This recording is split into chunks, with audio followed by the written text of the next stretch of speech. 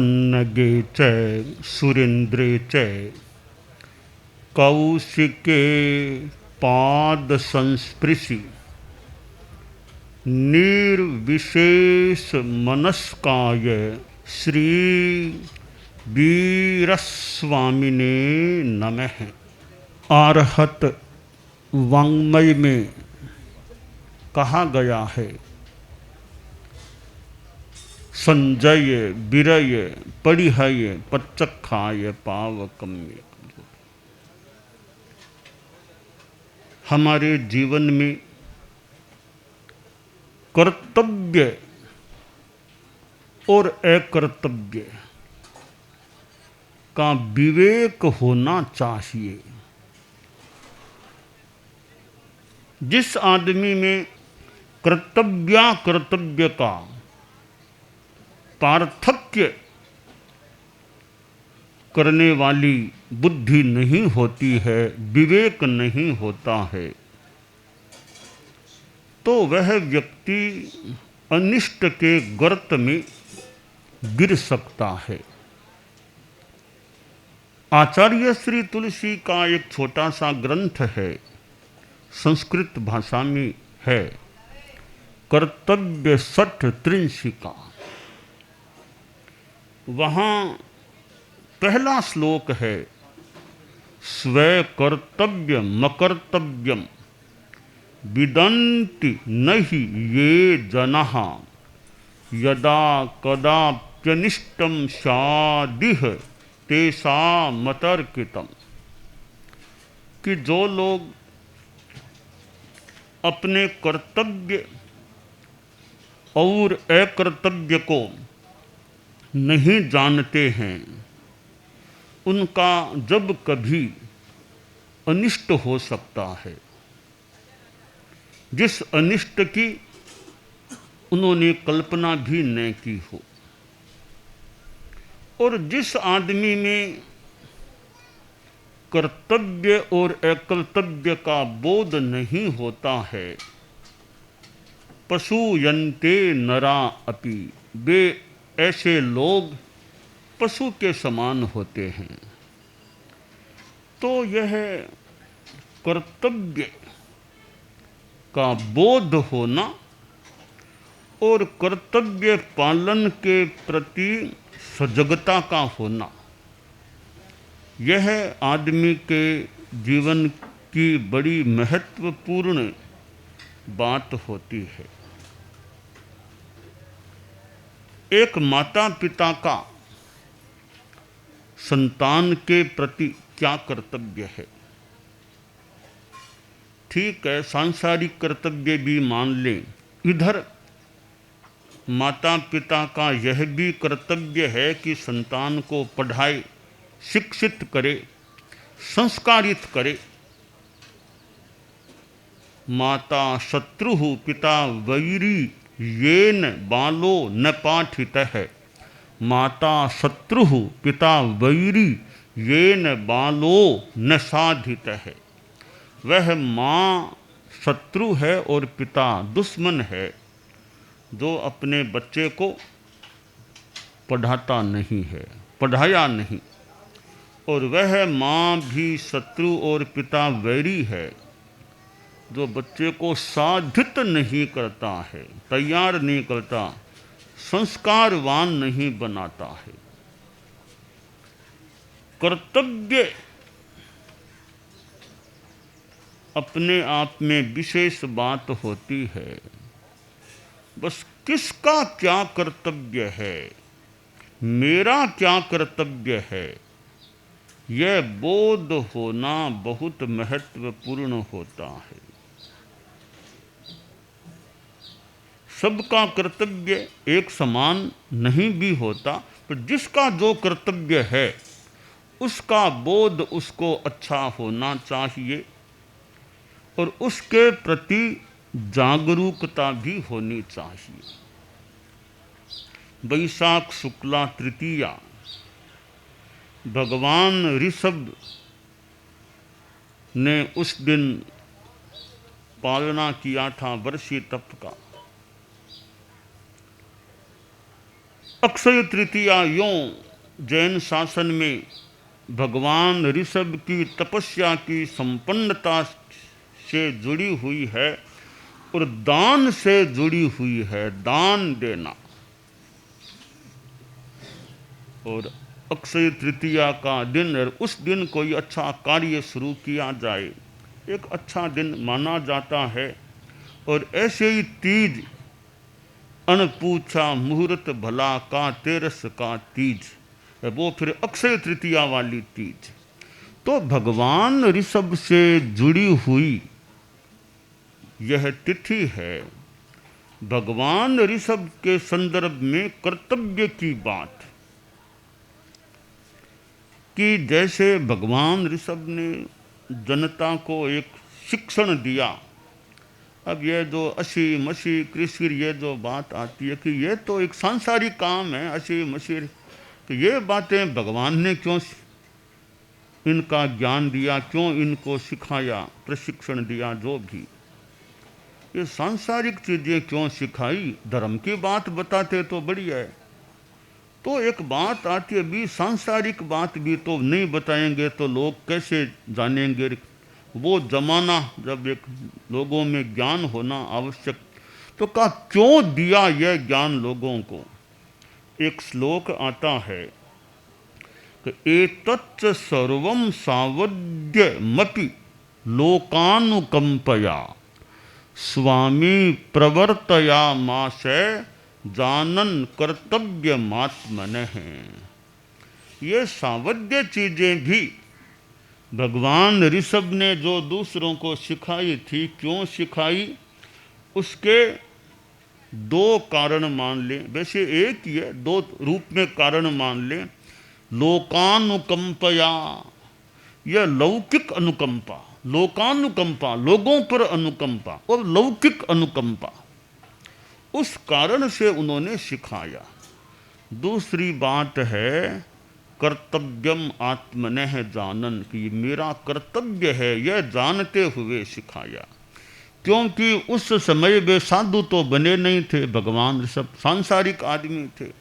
फिर राजा भी बनना है, राजा बन जाए, राजा का तो बहुत बड़ा कर्तव्य हो जाता है।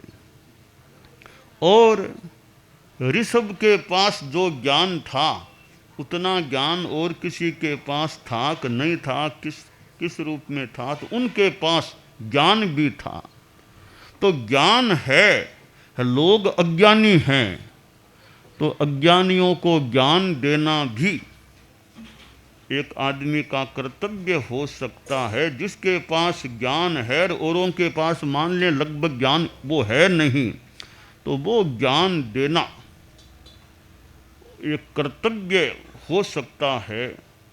तो ऋषभ ने भी मानो यह सोचा होगा, जाना होगा कि वर्तमान के ये लोग तो अज्ञानी हैं, जानते नहीं हैं कैसे जीवन जीना है, कैसे जीवन चलाना है। इनको सिखाना पड़ेगा, खेती भी सिखानी पड़ेगी, और सब लेखन करना, और ये अस्सी और सुरक्षा भी कैसे करना, तो कई बातें सिखानी होगी। बिना सिखाए कैसे जानेंगे।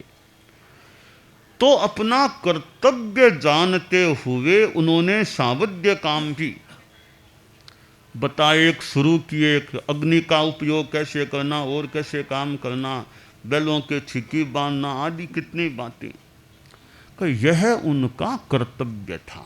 साधु नहीं बने थे, सांसारिक थे, एक प्रमुख विशिष्ट व्यक्ति थे उस समय के, तो उन्होंने वह सावध्य का भी प्रवर्तन किया। इसलिए कर्तव्य कोई सावध्य भी हो सकता है, निर्वध्य भी हो सकता है, पर सावध्य कर्तव्य है। आदमी सावध्य की भूमिका में है।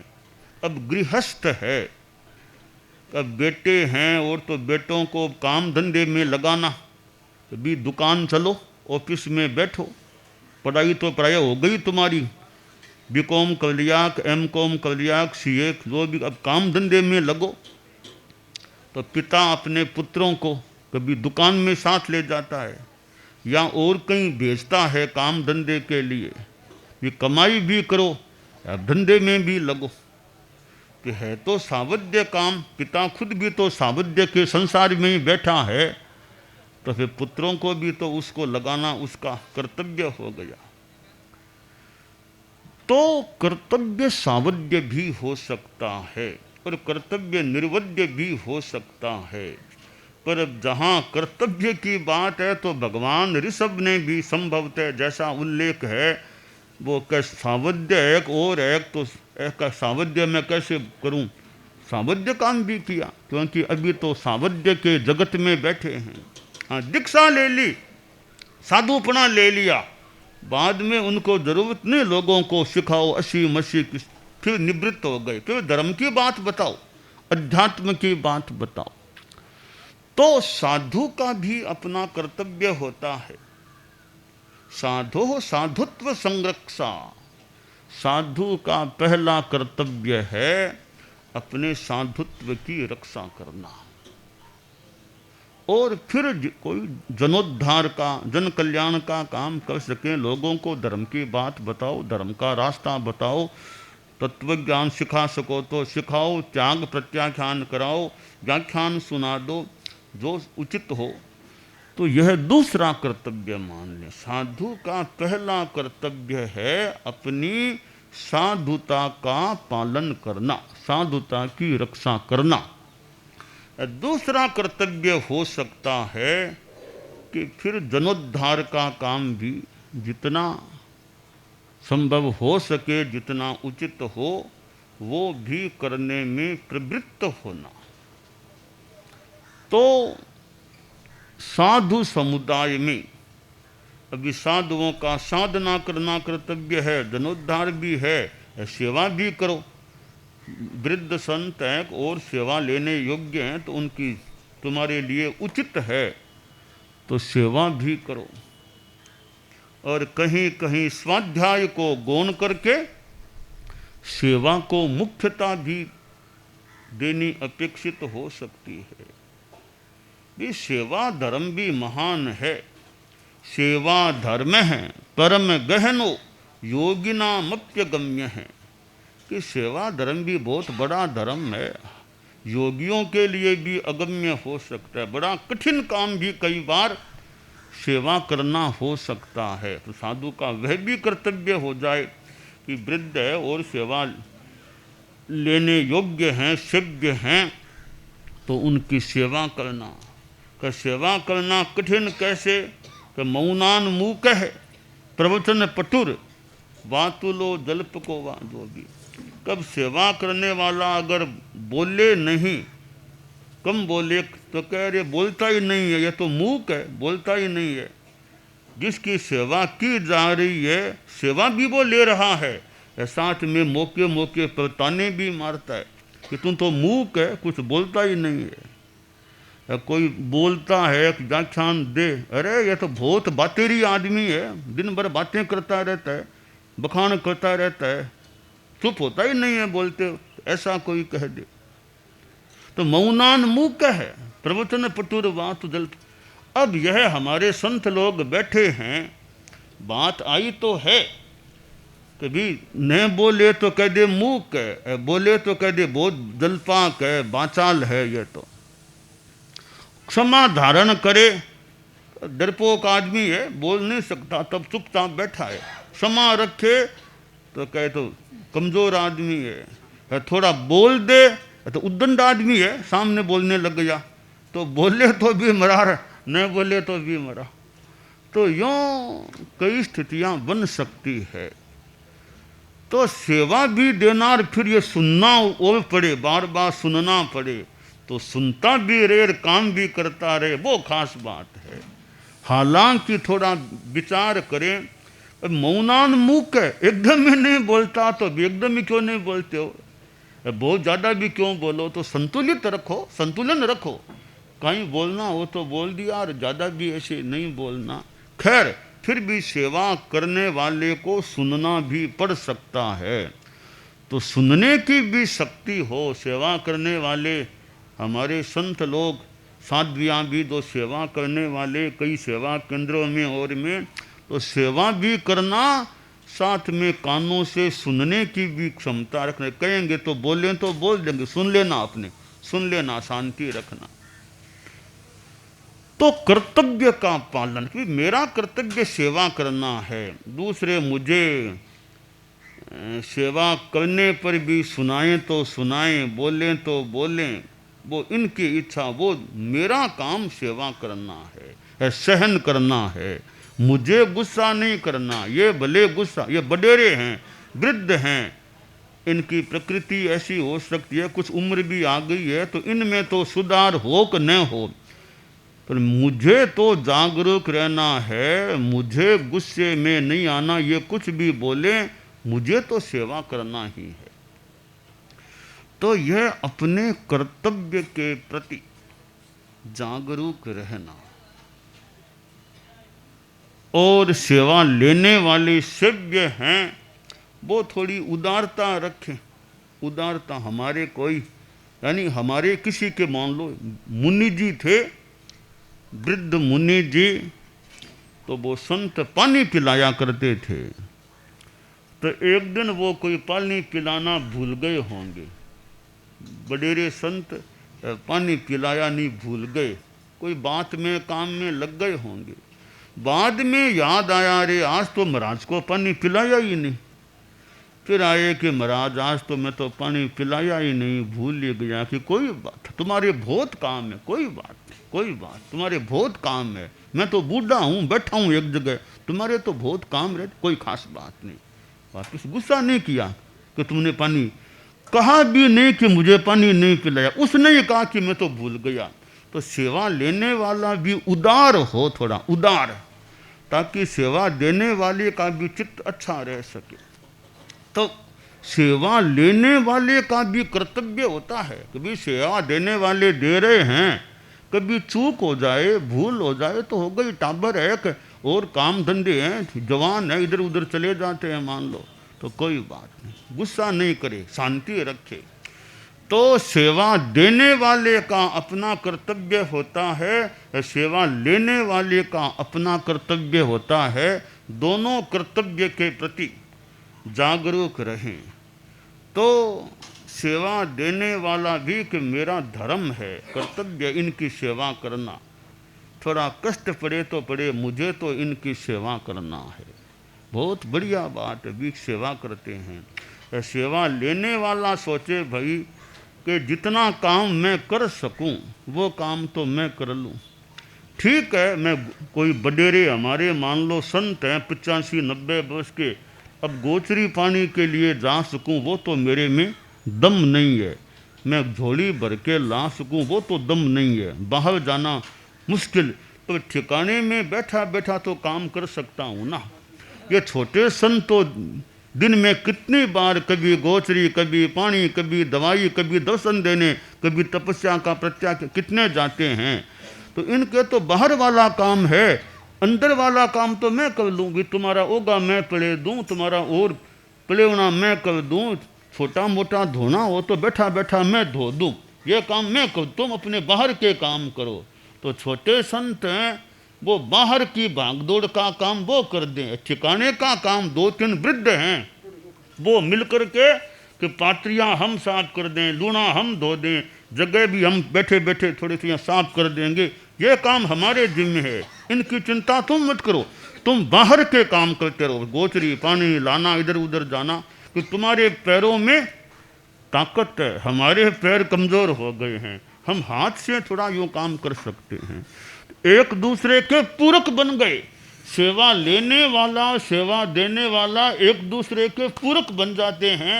अंधार पंगु की जो बात आती है, एक दूसरे के पूरक बन गए कि अंधे के कंधे पर वो पंगु बैठ गया तो अंधा तो दौड़ता रहा, पंगु रास्ता बताता गया, जंगल को पार कर दिया। इसी तरह वृद्ध हैं वो बाहर की भागदौड़ नहीं कर सकते, और जो छोटे संत भागदौड़ करने वाले उनको थक जाते हैं, भागते दौड़ते काम करते, तो ठिकाने का काम फिर मान लो थोड़ी थकान आ जाए वो काम वृद्ध कर लें, भागदौड़ का काम छोटे कर लें, तो एक दूसरे के पूरक बन गए और काम अच्छा चलेगा। हमारे साज में संत हैं कि भाई और काम बाहर तो गोचरी पानी का मुश्किल है, पर ठिकाने का पात्रियाँ जोड़ी करना हो, लूना धोना हो, वो काम मैं कर दूँ, बाहर का तो तुम लोग ही करो। तो भी छोटों को भी थोड़ी राहत मिल जाए, बड़ों के हाथों को थोड़ा सा श्रम मिल जाए तो थोड़ा शरीर भी ठीक रह सके। इसलिए अपना काम अपने हाथ से करो। सामान्य सूत्र है, अपना काम खुद के हाथ से करो। हम सिद्ध योगी आचार्य श्री महाप्रज्ञ से प्रेक्षा ध्यान का एक प्रयोग करें। आपको एक प्रयोग कराया जा रहे हैं श्वास प्रेक्षा का। 5 सेकंड में श्वास लेना है, 5 सेकंड भीतर रोकना है और 5 सेकंड रेचन करना है और 5 सेकंड बाहर रोकना है। इस प्रकार 20 सेकंड में एक श्वास। सावधान रहे, श्वास भरे, भीतर रोके, रेचन करे, बाहर रोके, श्वास भरे, भीतर रोके, रेचन करे, बाहर रोके, श्वास भरे, भीतर रोके, रेचन करे, बाहर रोके, श्वास भरे, भीतर रोके, रेचन करे, बाहर रोके, श्वास भरे, भीतर रोके, रेचन करे, बाहर रोके, श्वास भरे, भीतर रोके, रेचन करे, बाहर रोके, श्वास भरे। प्रयोग संपन्न।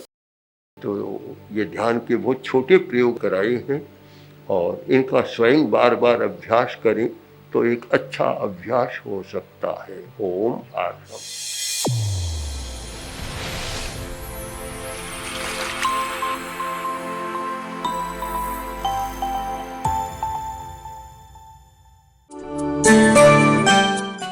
एकाग्रता, तन्मयता, अपने आप को मंगलमय अनुभव करते हुए नमो अरहंताणम, नमो सिद्धाणम, नमो आयरियाणम, नमो उवज्झायाणम, नमो लोए सब्बसाहूणम,